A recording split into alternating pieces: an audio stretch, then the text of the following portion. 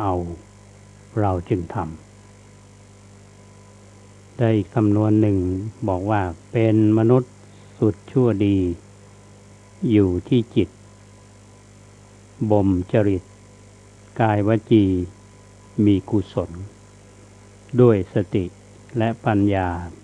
พากมลให้เกิดผลเป็นดีมีสุขเอ่ยท่านทั้งหลายคงจะฟังแล้วพินิจพิจารณาว่ามนุษย์เฮานี้มันอยู่ที่คิดที่ทำที่พูดอย่างองค์สมเด็จพระสัมมาสัมพุทธเจ้าท่านเคยตรัสไว้ว่าคนเราคิดดีทำดีพูดดีมันก็ดีทุกอย่างทีนี้อาตมาภาพอยากจะขอนำบทความของพระเดชพระคุณท่านเจ้าคุณพระศรีสินสุนทรวาทีอดีตประธานสภาปเรียนจังหวัดลำพูนวัดศรีบุญยืนท่านได้นำเสนอในรายการทางสุขใจทางสถานีวิทยุวปท2มาอาตมาก็ขอน้อมนำมา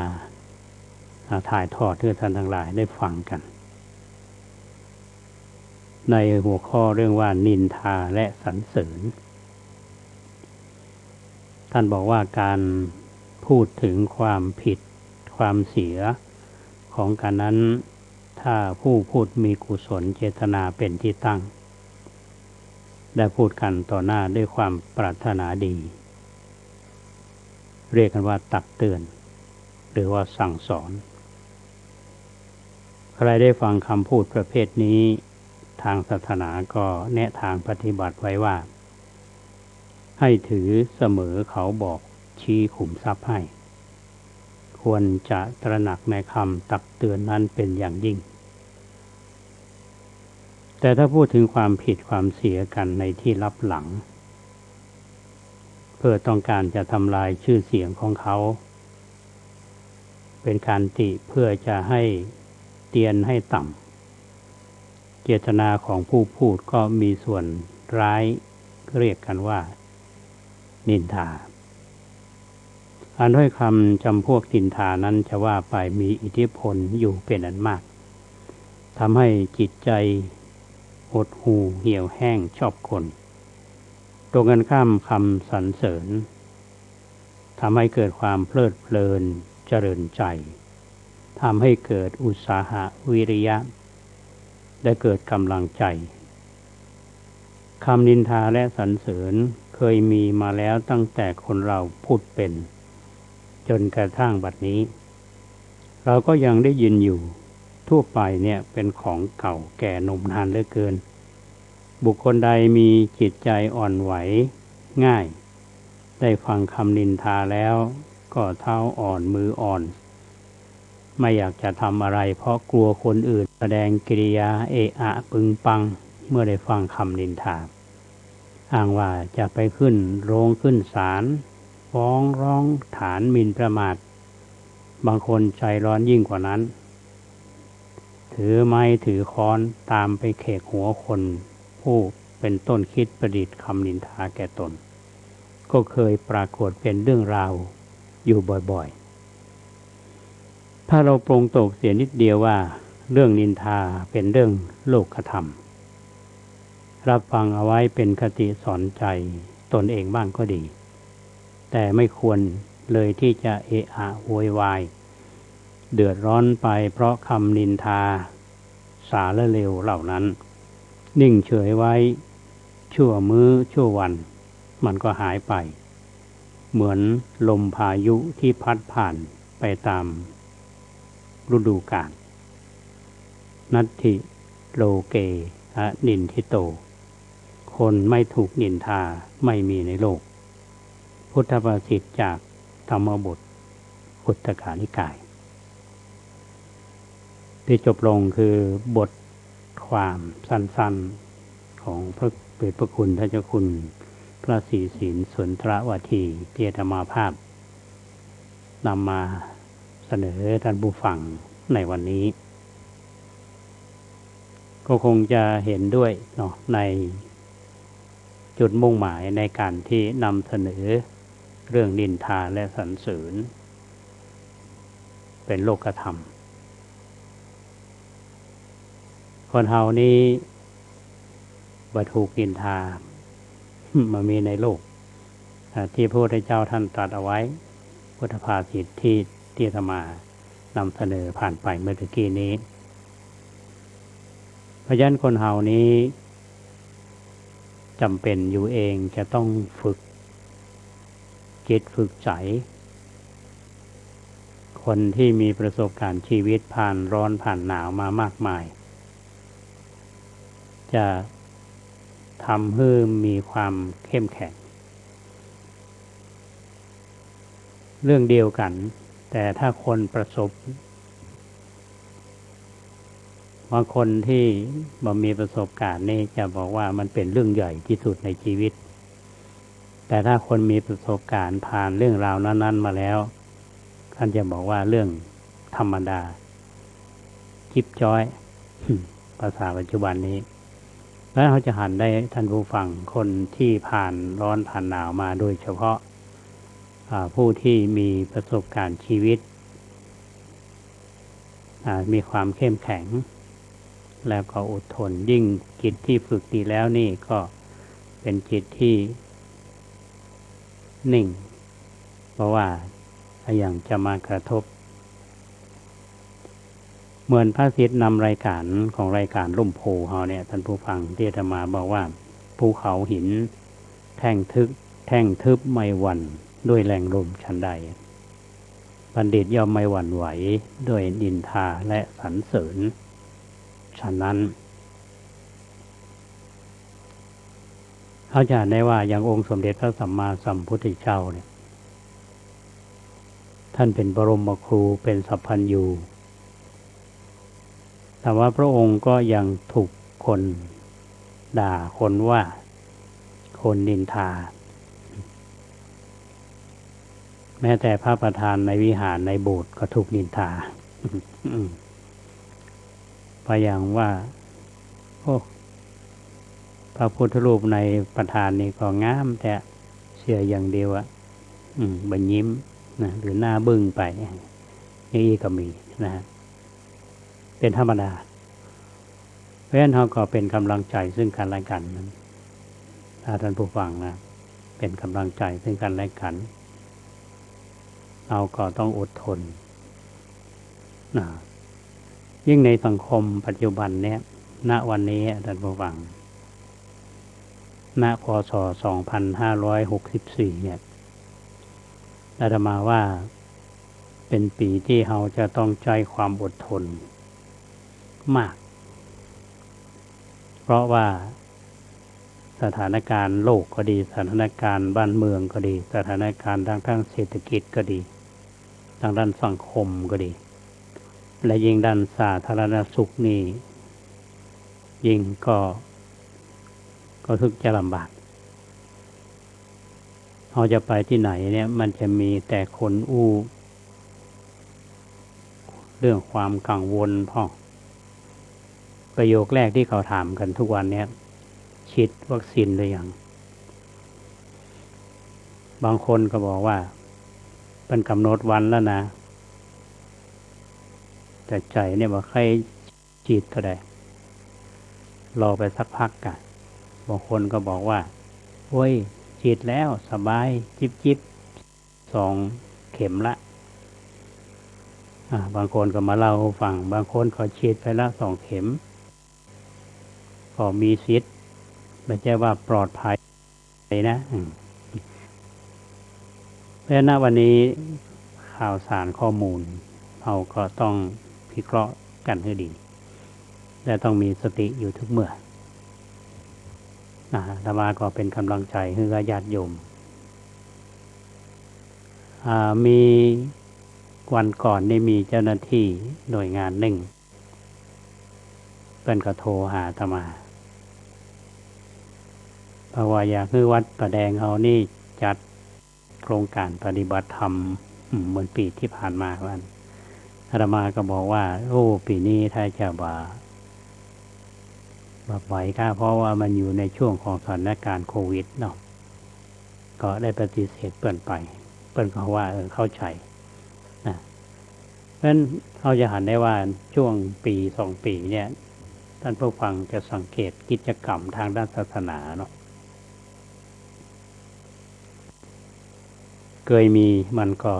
เริ่มจะหายไปนะครับว่าดีที่มีความประหยัดและก็เซฟหลายๆอย่างเซฟเรื่องของเวลาเซฟเรื่องของการใช้จ่ายแม้แต่วัดเนี่ยเราก็ต้องปรับไปอย่างเมื่อก่อนเพลวันนี้อาตมาภาพได้รับนิมนต์จากพระเดชพระคุณท่านเจ้าคุณพระภาวนาธรรมาภิรัตน์รองเจ้าคณะอำเภอเมืองเชียงใหม่เจ้าวาดวัด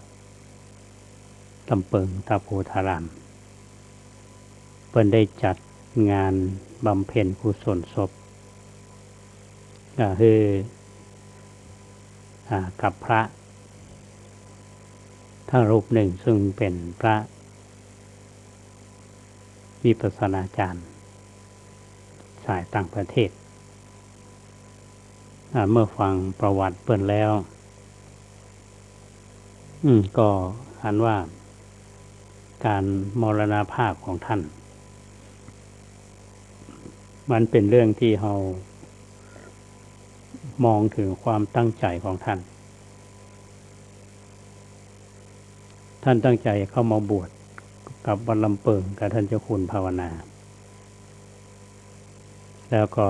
หลังจากที่พ้นนิสัยมุตกะ5 พรรษาแล้วเนี่ยก็ไปศึกษาเรียนรู้เรื่องของวิปัสสนาจาก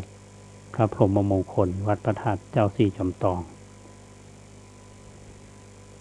ท่านเจ้าคุณภาวนาเล่าให้อาตมาฟังวันก่อนที่ไปงานสวดมนต์ปามทองที่วัดผาลาดเพิ่นบอกว่าพระองค์นี้เพิ่นมีความตั้งใจเข้ามาบวชพ้น5 พรรษาก็ไปดูแลหลวงปู่เพิ่นว่าในฐานะที่ท่านเป็นอาจารย์ท่านก่อนหนึ่งนำศพมาตั้งที่วัดลำเปิงแต่ท่านมรณภาพที่วัดพระธาตุเจ้าสี่จอมทองได้มีความตั้งใจอันหนึ่งนั่นก็คือท่านตั้งใจเข้ามาบวชมาศึกษาปฏิบัติกรรมฐานเป็นลูกศิษย์ของท่านเจ้าคุณภาวนาท่านเจ้าคุณภาวนาก็หันว่าท่านมีความเชี่ยวชาญด้านภาษาต่างประเทศก็ไปอยู่กับหลวงปู่ไปศึกษาเป็นพระวิปัสสนาจารย์สายต่างประเทศเพราะฉะนั้นพระรูปนี้จะเป็นพระลูกครึ่งเนาะพ่อเป็นไทยแม่เป็นเยอรมันความสามารถพิเศษของท่านนั่นก็คือท่านมีความเชี่ยวชาญด้านภาษาต่างประเทศโดยเฉพาะภาษาเยอรมันท่านก็ช่วยงานเผยแผ่หลวงปู่ไปต่างประเทศก็เป็นล่ามท่านมีความรู้ด้านวิปัสสนาจารย์ท่านก็เป็นทั้งล่ามเป็นทั้งผู้สอนเป็นอายุท่านเพียง48 ปีท่านก็จากเอาไปก็เท่าที่ทราบข้อมูลบอกว่าท่านปฏิบัติอย่างอุกฤษท่านมรณภาพในท่าที่ท่านนั่งขัดสมาธิอยู่วันนี้ก็ทำการชาปนกิจที่อาตมาภาพบอกว่าในสถานการณ์อย่างเนี้ยงานศพพระเจ้าเฮาแต่พระเจ้าบ่ต้องไปส่งที่พระเจ้าประกอบกิจกรรมฮือเซตภายในมีการสวดมาติกามีสวดธรรมนิยามทำบางสุกุลอย่างฮือเซตเนี่ยพระที่รับนิมนต์ไปก็18 รูปมีพระเดชพระคุณท่านเจ้าคุณพระราชรัชมุนีเป็นประธานจันลุ่มนี่เต็มไปด้วยแม่ชีพระภิกษุสามเณรอยู่เว้นระยะห่างอันนี้คือมีการปรับอยู่ในใช้มาตรการของกระทรวงเพื่ออย่างเคร่งครัด ประเด็นอยู่ที่นี่ท่านผู้ฟังว่าคนที่มีความรู้ความสามารถเมื่อท่านมีความตั้งใจศึกษาเรียนรู้วิชาการทางพระพุทธศาสนานั่นคือการสอนกรรมฐานให้กับพี่น้องประชาชนและชาวไทยและต่างประเทศอาตมาว่าท่านอายุแค่48ปีนี่ท่านทำงานให้หลวงปู่ทำงานช่วยท่านเจ้าคุณภาวนา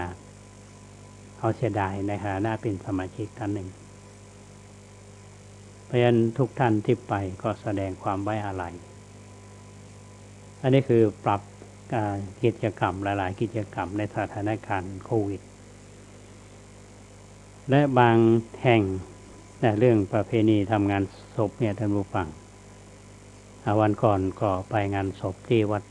ที่บ้านช่างทองเพื่อนก็นิมนต์ทุกเจ้าไปเพื่อนก็ท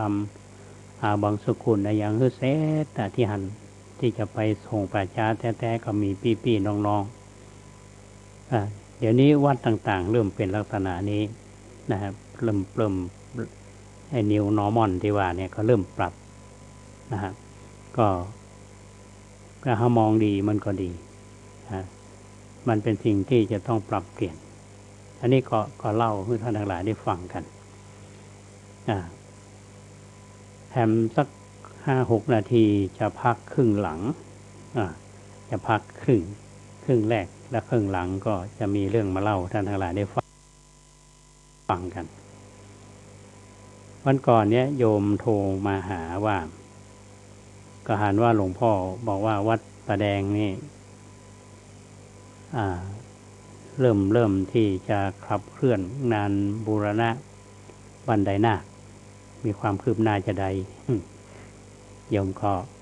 ยังติดตามอยู่แต่เหมือนกับโยมหลายท่านมีโยมที่ฟังรายการนี่หลายท่านที่ฟังอยู่เพิ่นก็ได้ร่วมทำบุญมาเหมือนกันแล้วโอนเข้าบัญชีซึ่งต้องขออนุโมทนาบุญกับญาติโยมที่ฟังรายการอยู่นะแล้วก็จะได้เอาชื่อมาอนุโมทนาต้องอนุโมทนาแล้วก็เรื่องการออกแบบเนาะท่านผู้ฟังทางคณะวิศวกรรมศาสตร์เนี่ยเพิ่งก็กำลังดำเนินการที่ว่านี้ก็คงจะขับเคลื่อนจริงๆนะเพราะว่าคณบดีเป็นฮือคำมั่นสัญญาว่าปลายเดือนกรกฎาคมเนี่ย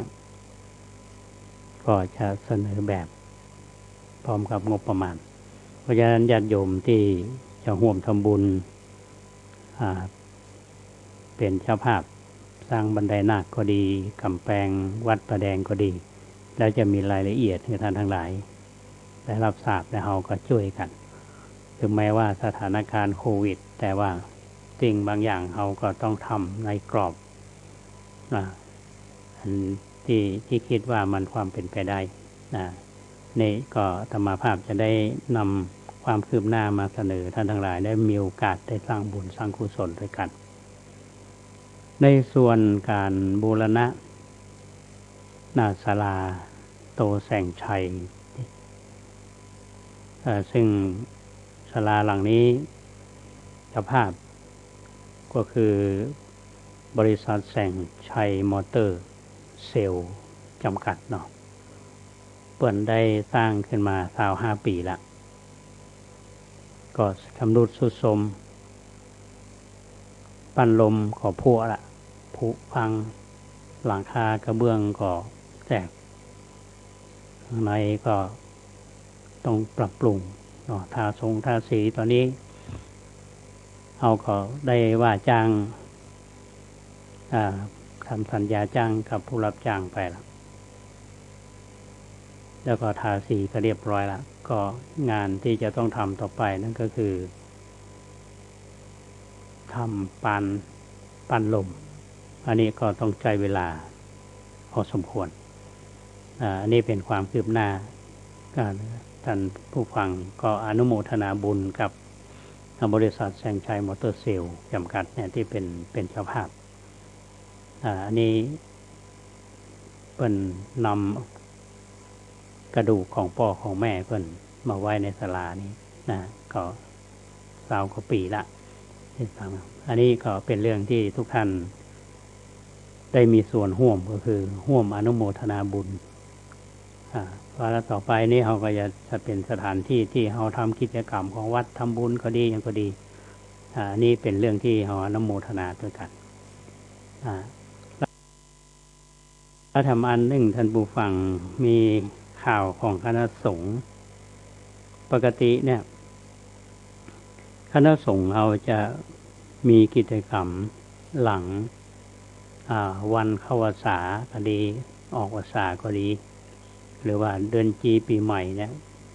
คณะสงฆ์เชียงใหม่โดยเฉพาะเมืองเหนือเขาเนี่ยมีกิจกรรมเขาเรียกว่าคารวะ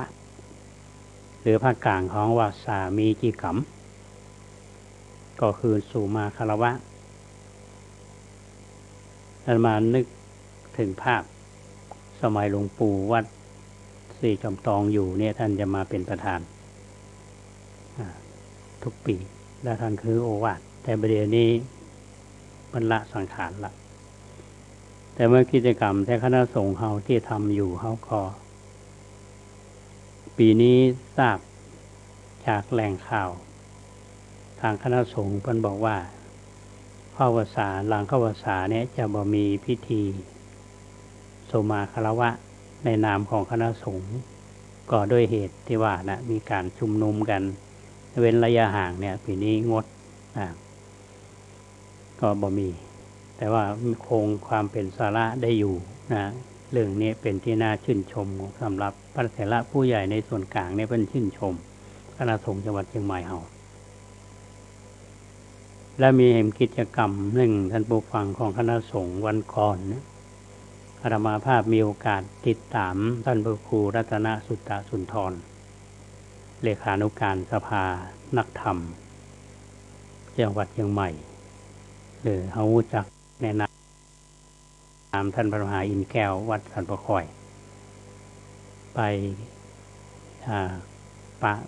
หลวงพ่อพระเทพปริยัติเจ้าคณะจังหวัดเชียงใหม่ก็เพิ่นก็มีความเห็นว่าสภานักธรรมจังหวัดเชียงใหม่เนี่ยตั้งมาเมื่อละครูบาอาจารย์สมัยก่อนก็ตั้งมาหลังๆนี่ว่ามีกิจกรรม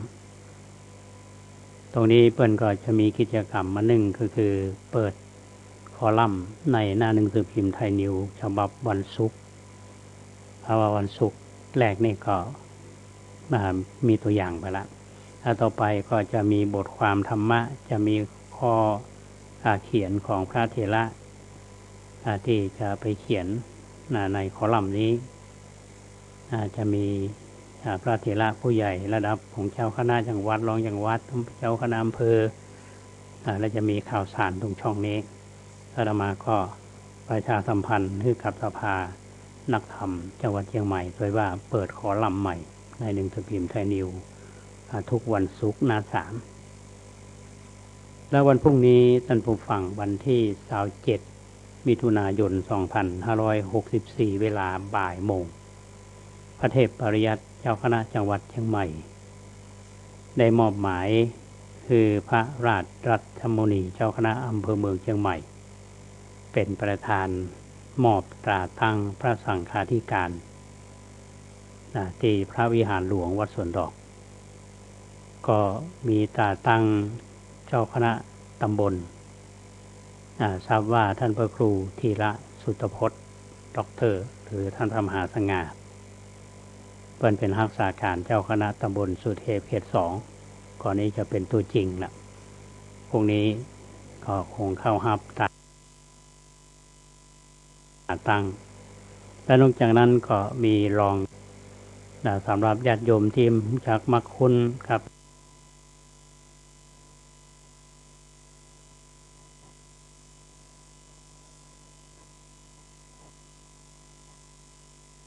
ท่านที่ได้เข้ารับตราตั้งเอาก็ไปร่วมเป็นกำลังใจกันและธรรมาภาพก็จะไปร่วมกิจกรรมนี้ในฐานะที่ธรรมาเป็นเจ้าคณะตำบลสุเทพเขต1เป็นพระลูกของคณะสงฆ์จังหวัดเชียงใหม่ปกติเนี่ยเขาจะใช้ห้องประชุมใหญ่คนเยอะๆปีนี้โดยนโยบายของคณะสงฆ์เนี่ยเปิดได้แบ่งเป็นโซ โซนเหนือโซนใต้โซนกลางอะไรประมาณนั้นก็แยกกันประชุมนะเพราะฉะนั้นเวลามอบตาตั้งเนี่ยหลวงพ่อเทพปริยัติท่านก็มีนโยบายมอบคือเจ้าคณะอำเภอแต่ละอำเภอไปกำหนดวันแล้วก็มอบเพราะท่านเหล่านั้นไม่ต้องเดินทางมาในเมืองก็เซฟอย่างเยอะเนาะอันนี้ก็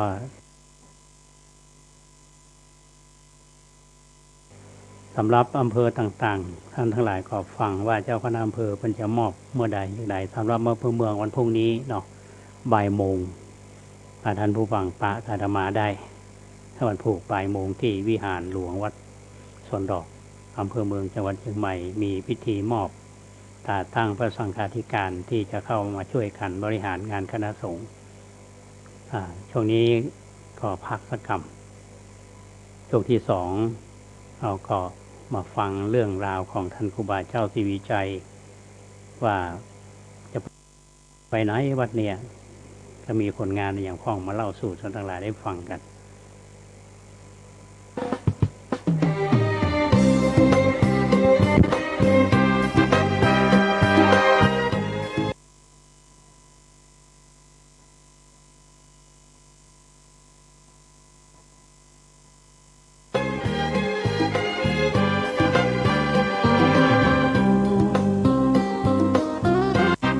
กรรมดีดีกว่ามงคลสืบสานกุศล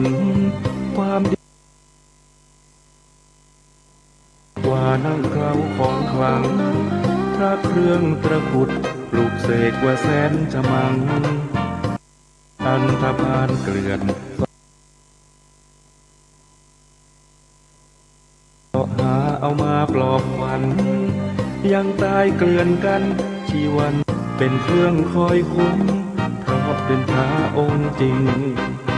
กรรมดีดีกว่าวัด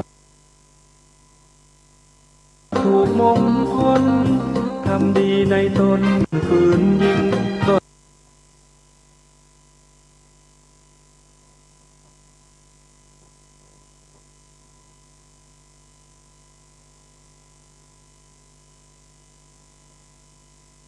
ยิ่งเหมือนตายเกินตายกรรมดีดีกว่านำพาเนื้อกรรมหลุดพ้นมันดูแลตนให้ตนเกิดผลผ่องใสเมื่อบริสุทธิ์ผ่องผุดทั้งกายและใจจะจำเป็นไหมต้องใช้วัดมงคล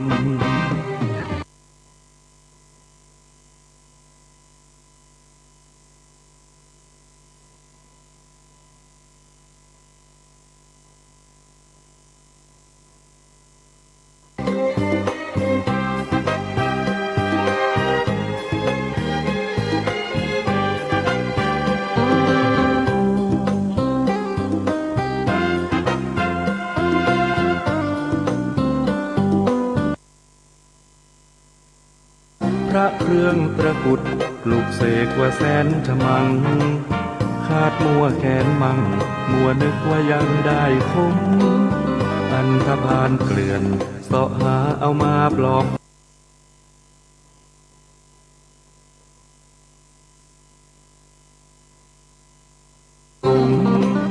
ธรรมะต่างหากดึงจากนรกตกภูทำดีในตนผู้คนไหนอยากจะยิ่งเป็นโจรไร้ธรรมก่อกรรมจิตใจผีสิงไม่โดนปืนยิงก็ยิ่งเหมือนตายเกินตายกรรมดีดีกว่านำพาเนื้อกรรมหลุดพ้นมันดูแลตนให้ตนเกิดผลผ่องใสเมื่อบริสุทธิ์ผ่องผุดทั้งกายและใจจะจำเป็นไหมต้องใช้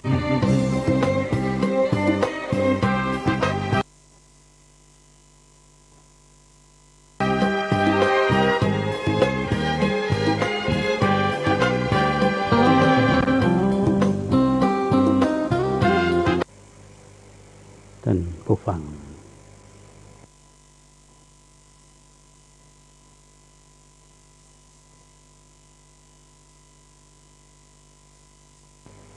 กำลังฟังรายการ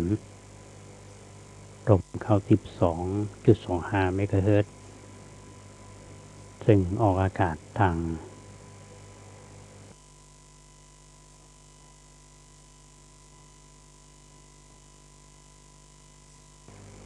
เล็กจากเลขที่ 71 หมู่ที่ 14 บ้านใหม่หลังมอ วัดป่าแดงมหาวิหาร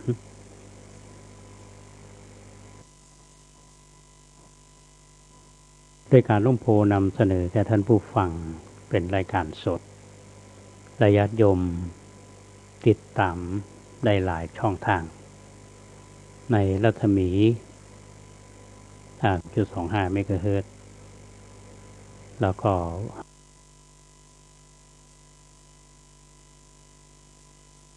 เอาฝั่งทาง 104.50 เมกะเฮิรตซ์ก็ท่านพระครูปลัด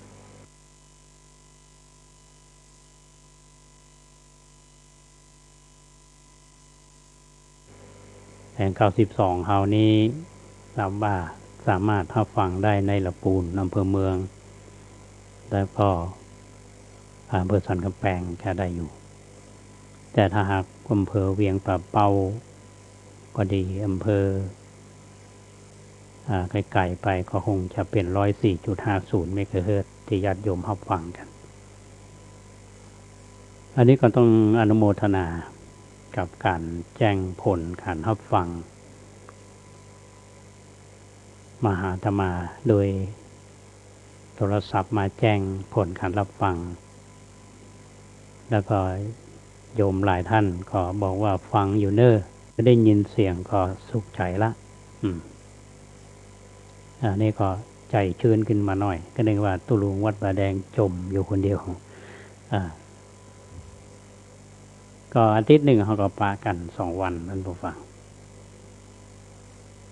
เมื่อวัน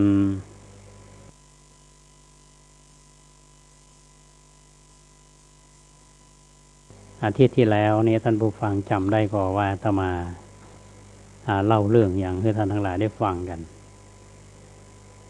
วันนี้ก็คงจะหนีบ่ปนเนาะใกล้ๆเนี่ยแวดวันๆอยู่แถววัดสวนดอกเนี่ยเนาะตะกี้เขาอู้เรื่องวัดสวนดอกมาแล้ววันพุธนี้ก็จะได้ไปอยู่ว่าสถานการณ์เป็นจะใดพ้องแล้วบนวิหารวัดสวนดอกเขาเหมือนกับที่อาตมาเล่าหรือเปล่าถ้าญาติโยมลองสังเกตดูแล้วเขาก็ไปนึกวันพุธนี้เขาไปอยู่วิหารหลวงวัดสวนดอกแล้วเขาก็จะหันสิ่งที่คนสมัยก่อนเพิ่นสร้างเขาอย่าง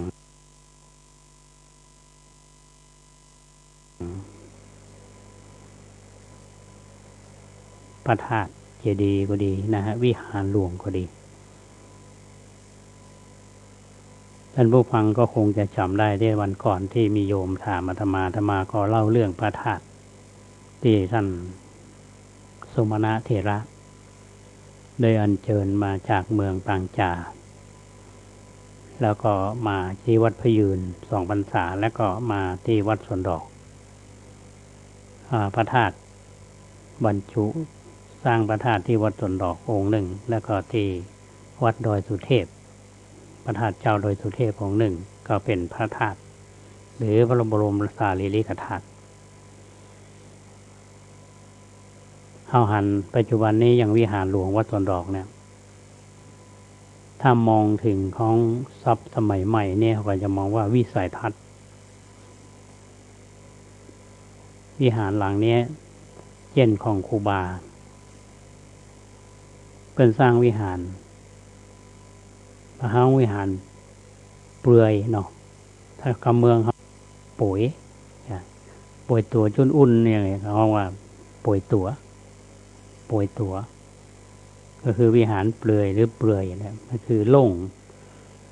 วิหารวัดสวนดอกเนี่ยเมื่อก่อนมามีซี่กงนะท่านผู้ฟังแปลงไฟทีหลังวิหารใหญ่แต่เรามองย้อนไปเห็นว่าเจนของท่านสุมาณะมาสร้างวิหารก็ชำรุดทรุดโทรมไปก็มาสร้างวัดเป็นวัดล้างวัดห่างไปเหลือแต่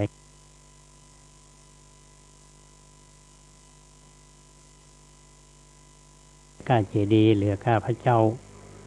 มาเจนของครูบาเจ้าศรีวิชัยเนี่ยคือผลงานที่เอาหันถึงวันนี้ท่านผู้ฟังคงพอนึกออกที่อาตมาฟังวันก่อนเนี่ยนะว่าวิหารของวัดสวนดอกเขาเนี่ยในเจนของครูบาเราก็จะต้องนึกถึงเรื่องในช่วง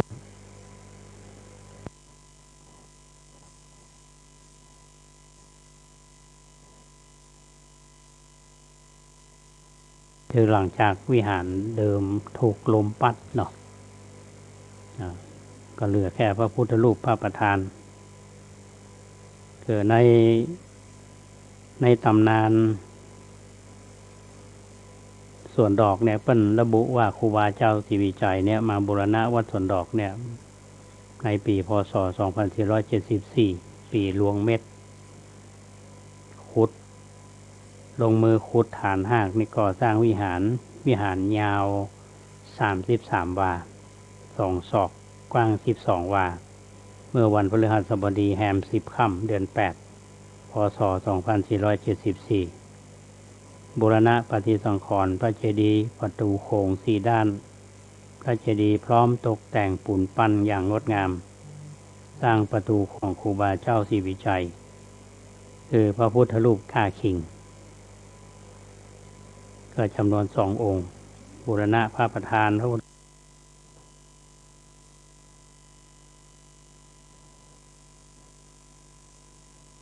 รูปอื่นประดิษฐานบนฐานชุกชีใช้เวลา8 เดือนก็สำเร็จ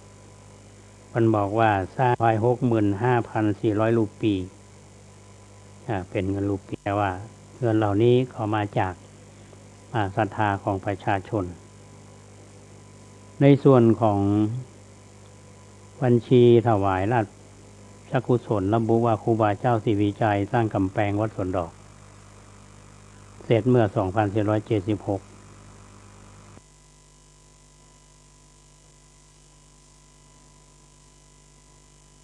จ่ายเงินทั้งสิ้นเนี่ย 2,109 บาทและ9 รูเปีย74 สตางค์อันนี้คือผลงานของที่ครูบาเจ้าท่านสร้างเอาไว้ทีนี้สิ่งกูสร้างที่บันทึกในประวัติของวัดสวนดอกเนี่ยการบูรณะของครูบาเพราะมีอย่างประวัติครูบาที่เราได้ศึกษากันก็หลายเรื่องที่จากที่คนที่เขียนไว้หลายๆคนเนี่ยมารวมกันอย่างประวัติครูบาเจ้าศรีวิชัยแต่งโดยภิกษุท้าวสุนทรพจนกิจเนี่ยเป็นว่าครูบาเจ้าศรีวิชัยบูรณะวิหารวัดเก้าตื้อเนาะเมื่อก่อนนี้วัดเก้าตื้อก็เป็นทางวัดนะท่านผู้ฟังเดี๋ยวนี้มันเป็นโบสถ์พระเจ้าเก้าตื้อเนี่ยมันก็บอกว่าครูบาเนี่ยหลังจากที่ได้ปิกมาเรื่องตองอธิกรณ์นี่ก็คือ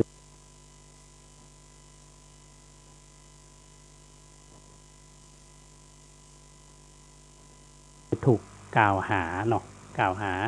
หลายๆเรื่องแล้วเพิ่นก็ปิกมาเชียงใหม่เฮานี่เพิ่นขอมากราบพระเถระผู้ใหญ่ในเมืองเชียงใหม่เฮาเนี่ยเป็นพักที่วัดเกศคารามวัดเจตวันหลังจากนั้นก็ได้มาทำบุญ120 บาทที่วัดพระเจ้าเข้าตือ120 บาทสมัยนั้นครับเป็นก้าบูรณะโรงเรียน20 บาทเป็นก้าบูรณะวิหาร100 บาทก่อนที่จะขึ้นไปบูรณะวัดพระธาตุดอยสุเทพข้าวเปิ้นบอกว่าหอมโรงเรียนเสี่ยง20 บาทตัด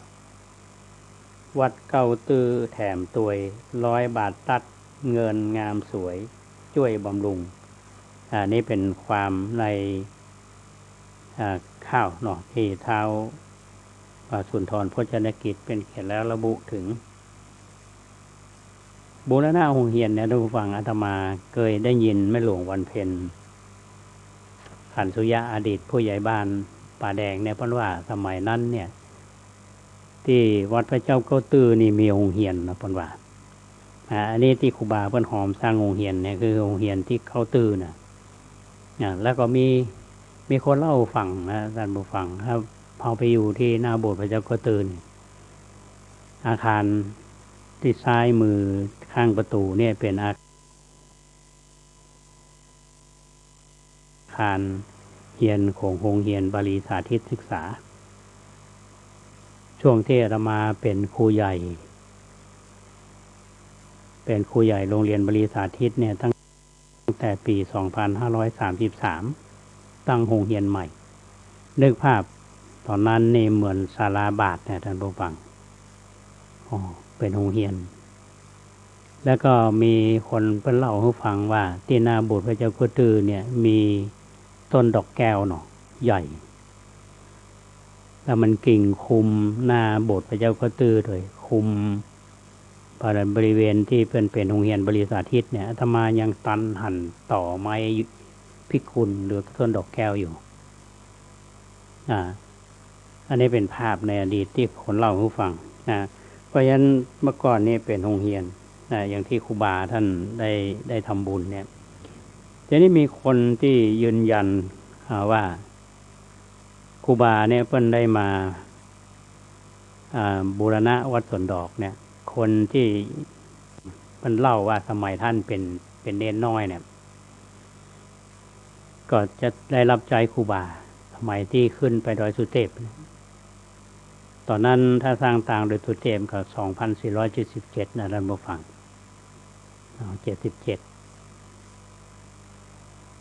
ครูบาบุญเปงในตอนอายุ13 ปีไปได้วัดกูเตาเกาตือเจียงมันเจียงยืนดอกเอื้องดอกคำเนี่ยเป็นยังจำอยู่นะเพราะฉะนั้นในปี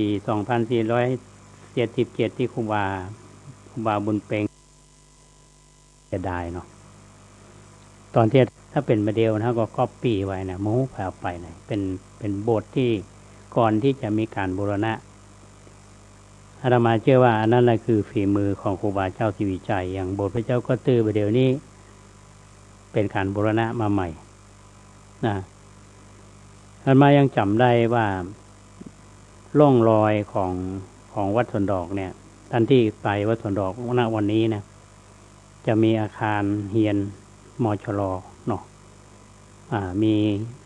ห้องสมุดเนี่ยบริเวณมองแชทที่วันเนี่ยที่บริเวณเนี่ยเมื่อก่อนเป็นหนองน้ำท่านผู้ฟังเป็นหนองน้ำใหญ่นี่เพิ่นยังยืนยันว่าหนองน้ำด้านหลังวัดสวนดอกเนี่ยเพิ่นใช้ตรงนั้นนะทำสังฆกรรมคือเป็นโบสถ์ที่เป็นสมมุติสีมาเราเรียกว่าอุทกสีมาคืออุโบสถขางน้ำที่เพิ่นนิยมกันบวชโดยเฉพาะในสายของลังกาเนี่ยเมื่อก่อนนี้เป็นบวชบนแพแม่น้ำอันนี้มันมีที่มาคำว่าขนานที่ท่านพระครูอดุลศิลกิจเป็นจะอธิบายให้ฟังที่มาคำว่าตู้เจ้าเฮาที่เป็กบวชเป็กแล้วเนี่ยเราก็ศึกไปเป็นห้องขนานนี่มาจากคำว่าคือเปิ้นผูกแพไว้แม่น้ำแพมันขนานกันเปิ้นว่านะลอยในน้ำนะแล้วก็สำหรับที่จะสวดสมมุติสีมาในแม่น้ำแต่ท่านผู้ฟังที่ได้หนังสือธรรมาตวาวันซืนที่พิมพ์ไปเนี่ยมีเรื่องของอุทกสีมาเนี่ยตัวซึ่งอาตมาเอามาพิมพ์เป็นเรื่องราวที่เพื่อนก็ยังใจกันอยู่นะที่ประเทศลาวที่หลวงพระบางอันนี้คือที่เล่าให้ฟังเนี่ยคือบอกว่าตรงนั้นเป็นหนองน้ำใหญ่นะเพื่อนถมก็เป็นห้องสมุดเป็นอาคารมจรอยู่ถึงวันนี้ก็โบสถ์พระเจ้ากระตือเมื่อก่อนเป็นห้องวิหารเจ้ากระตือดินะต่อมาเพิ่นก็ยกเลิกโบสถ์กลางน้ำตรงนั้นก็ถูกถมไปแต่นี้เพิ่นก็ผูกพระธาตุสีมาเอาวิหารพระเจ้ากระตือเนี่ยนะมารวมกันวิหารพระเจ้ากระตือเนี่ยมาเป็นอุโบสถเป็นตัวนี้เป็นพระอุโบสถพระเจ้ากระตือเพิ่นบอกว่าที่ยุบรวมวัดเป็นวัดเดียวกันนี่ก็คือวัดพระเจ้าเกาตือเนี่ยนะครับวัดสวนดอกเนี่ย ในสมัยสาธุเจ้าจันแก้วนะสมัยสาธุเจ้าจันแก้วนะและหลังจากที่ครูบามรณภาพไปเนี่ยเพิ่นบอกว่าหลังจากมีมรณภาพในยุคสงครามโลกครั้งที่2วัดสวนดอกเฮานี่ก็เป็นที่อยู่ของทหารญี่ปุ่นเนี่ยนะทีนี้คนมาอยู่วัดสวนดอกตู้เจ้าก็อยู่บ่ได้หนีไปอยู่ปุ่นวัดเวียงดงอำเภอหางดงบางคนหนีไปอยู่ดอยปุยเพราะฉะนั้นเจดีย์ประธานที่ครูบาเจ้าศรีวิชัยบูรณะเนี่ยได้ถูกขุดค้นทำลายเอาของที่มีค่าชาวบ้านเปิ้นเขาเล่าฟังว่าทหารญี่ปุ่นเนี่ยมันเอาโซ่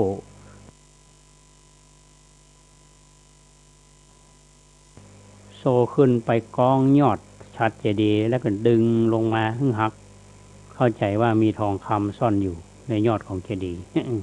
ปังเลยในเพราะสาเหตุนี้ตัวเองกับโหนอันนั้นสมัยสงครามทีนี้มีมันหนึ่งท่านผู้ฟังที่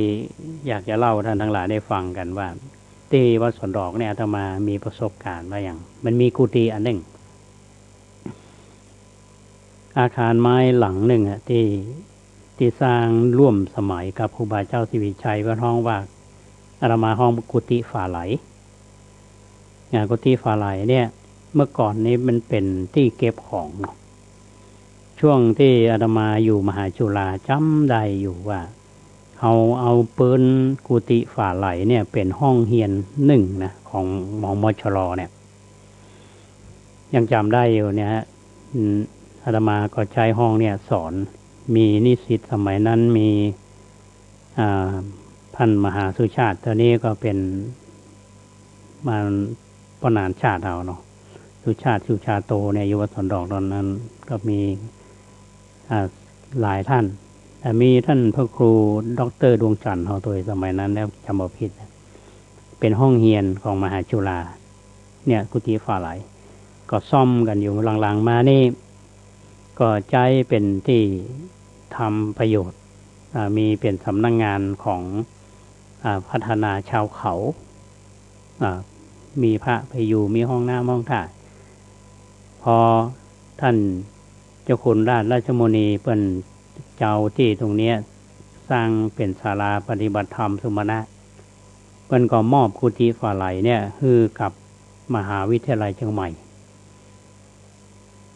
มีความเป็นมาจะใดกุฏิฝาไหลเนี่ยคือเปิ้นทำจากฝาไม้2 ชั้นเนาะตีเว้นช่องสลับกัน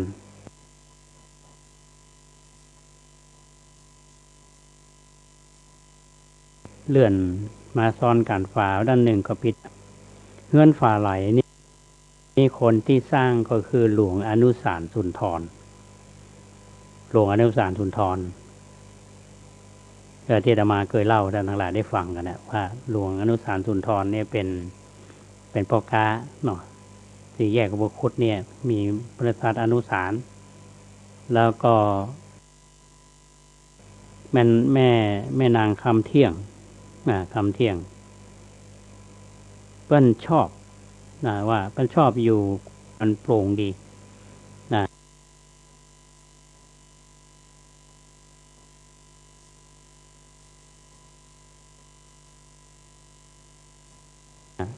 หลวงอนุสารสุนทรเนี่ยเพิ่นก็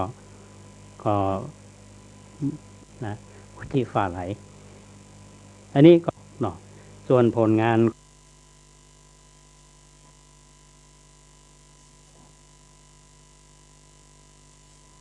ของท่านครูบาเนี่ย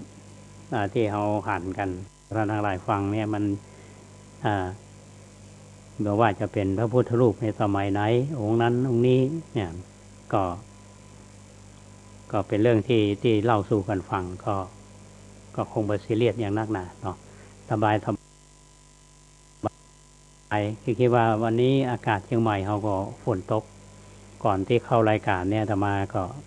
วันนี้เขาถ้าฟ้าผ่านี่ถ้าจะมาได้มา ฟ้าผ่านี่ปิดเครื่องแน่นอนเพราะเซฟสถานีไว้แต่ว่าฝนตกอยู่นักพอสมควรท่านผู้ฟังบนวัดประแดงเขาตะกี้นะเพราะฉะนั้นวันนี้ก็เล่าสู่ท่านหลายได้ฟังกันว่าส ช่วง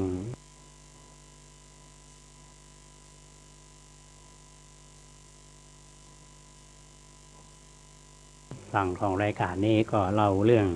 ที่เกี่ยวข้องกับครูบาก็คือวัดสวนดอกขอว่าได้หนีไปไหนอยู่ทางวัดสวนดอกแต่วันพุ่งมันก็คงจะมาเล่าเรื่องวัดสวนดอกมาว่าที่ท่านเจ้าคุณรัตนราชมณีมอบกาตั้งฮื้อไผ่พ่องเนี่ยนะบรรยากาศเป็นจะได้หรือว่าท่านเจ้าคุณเป็นอู้ว่าจะได้พ่องก็จะนำมาเล่าท่านทั้งหลายได้ฟังเหมือนกับท่านไปนั่งฟังเนาะทำหน้าที่ถ่ายทอดเหมือนกับรายงานข่าวท่านทั้งหลายได้ฟังกันสบายขึ้น 92.25 เฮานี้ก็หลากหลายในเนื้อหาสาระธรรมะก็มีเรื่องราวท่านฟังแล้วเป็นจะได้พ่องเนาะชอบครับมันชอบหรือว่าใครเล่าเรื่องแนวใดพ่องนี่ก็ลองโทรมาบอกข่าวกันบอกข่าวแจ้งข่าวถึงวันนี้นี่ก็ยังพอมีเสียงอยู่ช่วงสุดท้ายรายการได้อยู่นะดังนั้นท่านผู้ฟังที่ติดตามรับฟังรายการของสถานีเนาะ92.25 เมกะเฮิรตซ์เนี่ยนะก็มีโยมหลายท่านก็ถามคำถามเหมือนเดิมแล้วถามว่าสถานีเนี่ยทางรัฐบาลเพิ่นช่วยกาหรือว่าคณะสงฆ์เพิ่นช่วยกาเนี่ยเดี๋ยวเอางบมาจากไหน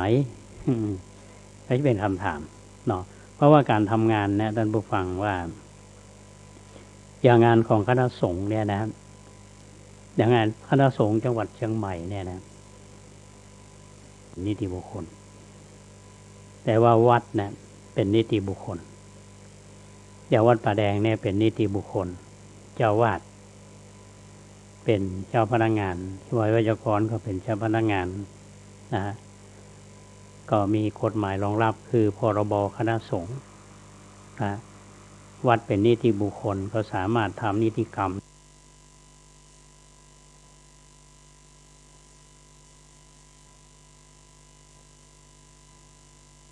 ได้นะก็เขาก็สามารถที่จะดำเนินการได้ให้ถูกต้องตามกฎหมายเพราะอย่างธรรมาว่านะก็สถานีของเขานี่เรียกว่าผู้ที่ฟังนี่ก็ส่วนใหญ่ก็อาจจะเป็นผู้สูงอายุวัยรุ่นก็อาจจะมีอยู่นะไม่ใช่ว่ามันมีอยู่คนหนุ่มคนสาวก็ฟังอยู่เหมือนกันนะอันนี้เป็นเรื่องที่ท่านทั้งหลายเลือกที่จะฟังเนาะอย่างสถานีของอาตมาเนี่ยที่ฟังกันเนี่ยคนที่เป็นพระเอกเนี่ยคือคุณเกษตรเพชรสำริด ถ้าบ่มีคุณเกษตรช่วยนี่ของนักแกเหมือนวัดประแดงญาติโยมก็ง่อมมาค้น บางคนก็บอกว่าโอ้ถ้าบ่ได้ยินเสียงคุณเกษตรนี่โอ้จะง่อมนักแกเนี่ยบางท่านก็บอกว่าฟังลืมเก่าลืมใหม่ดีกว่าได้ความรู้ดีอันนี้เขาเรียกว่าคิดบวกนะนอกจากนั้นเราก็ยังฟังธรรมะจากตุลุงวัดหนองตองเนาะอย่างแม่ขวัญเมืองนี่ฟังตุลุงประจำแม่ขวัญเมืองนี่เป็นผู้เฝ้าฟังรายการช่วงใดเสียงบดีก็หายไปกาเปิ้นจะมาบอกเพื่อฝ่ายเฝ้าฟังและนอกจากนั้นก็มีเจ้าคุณ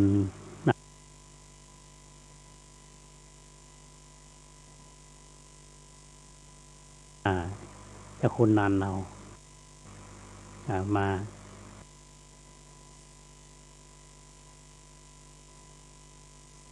ได้ฟังหลากหลาย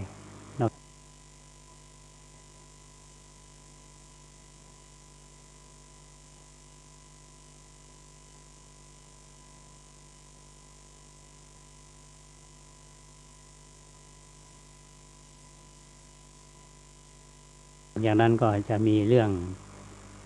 อย่างสวดมนต์เนี่ยท่านผู้ฟังวันก่อนนิยมโทรมาเพราะว่าสวดมนต์มหาสันติหลวงเนี่ยบาง